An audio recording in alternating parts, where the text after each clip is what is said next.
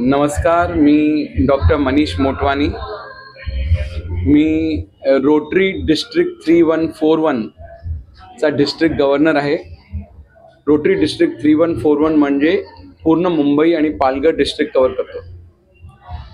या मुंबई रोटरीमध्ये आमच्याबरोबर 123 क्लब्स आहेत आणि हे 123 क्लब रोज दिवस रात्र लोकांसाठी काम करत राहतात.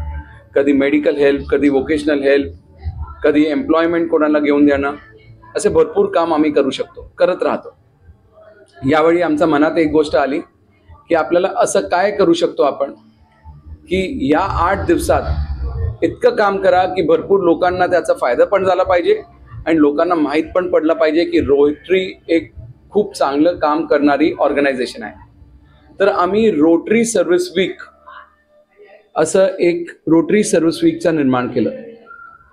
मित्रांनो, 2 नोव्हेंबर ते 9 नोव्हेंबर 8 दिवस, या 8 दिवसात मुंबई आणि पालघरमधले 123 क्लब, पूर्ण 123 क्लब आमच्याबरोबर जोडले आणि या 123 क्लब त्या 8 दिवसात रोज एक प्रोजेक्ट धरून सगळ्यांनी पूर्ण 8 दिवसात 8 प्रोजेक्ट करायचा निर्णय घेतला.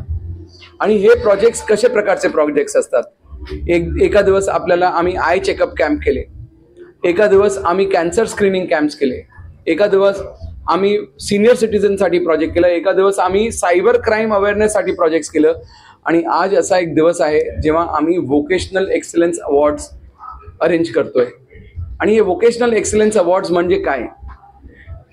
तुम्ही बघत असणार की मोठ्या मोठ्या लोकांना वोकेशनल एक्सलन्स अवॉर्ड्स मिळत राहतात, पण ते अनसंग हिरोज कोण आहे? अनसंग हिरोज म्हणजे ते लोक ज्यांना कोणी बघत नाही, ते लोक ज्यांचं काम सगळ्यांसमोर घेत नाही, ते लोक जे लहान स्टेजवरून बस काम करत राहतात पण लोकांना त्याची माहिती मिळत नाही. अशा लोकांना आम्ही आज बाहेर काढलं, त्यांची शोध केली आणि त्यांचे अवॉर्ड्स आज ठेवलेले आहेत, जे आहेत वोकेशनल एक्सलन्स अवॉर्ड. हे आम्ही ठेवलं आहे यशवंतराव चव्हाण सेंटरमध्ये. आणि मला हे सांगताना खूप गर्व वाटतो की 75 अप्लिकेशन्स आलेले आहेत आम्हाला वोकेशनल एक्सलन्स अवॉर्डसाठी.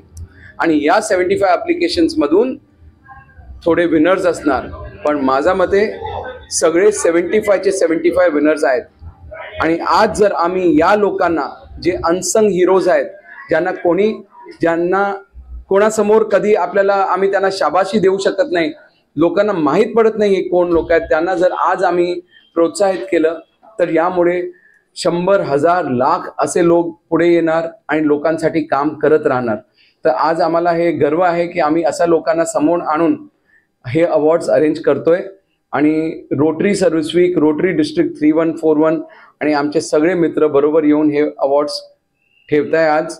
तर तुम्ही ही गोष्ट सगळ्या लोकांना सांगा, आमचे हे थॉट्स हजारो लाखो लोकांपर्यंत पाठवा आणि रोटरी कसं काम करते आणि रोटरी कसं लोकांना पुढे घेऊन येते हे आपण सगळ्यांना सांगितलं तर तुमचा आभार. थँक्यू. भविष्यात काय योजना आहेत का ज्यातून आपण जाहीर करू? हे आज 6वा दिवस आहे फक्त रोटरी सर्व्हिस वीकचा. उद्या आम्ही स्पेशली एबल्ड लोकांसाठी काम करणार आहोत आणि या स्पेशली एबल्ड लोकांसाठी आपण जे काम करतो त्याच्यामध्ये त्यांचे स्पोर्ट्स करून घेणार, त्यांना वोकेशनल अवॉर्ड, त्यांना वोकेशनमध्ये म्हणजे काहीतरी रोजगार मिळला पाहिजे त्याच्यासाठी काम करणार.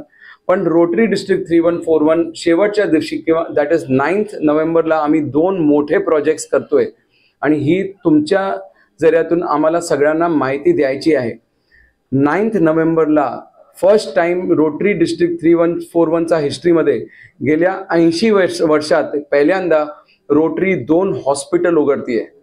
एक रोटरी डिस्ट्रिक्ट हार्ट आणि मल्टीस्पेशालिटी हॉस्पिटल आणि एक रोटरी डिस्ट्रिक्ट आय हॉस्पिटल. हे 2 हॉस्पिटलचा उद्घाटन होणार आहे 9 नोव्हेंबरला.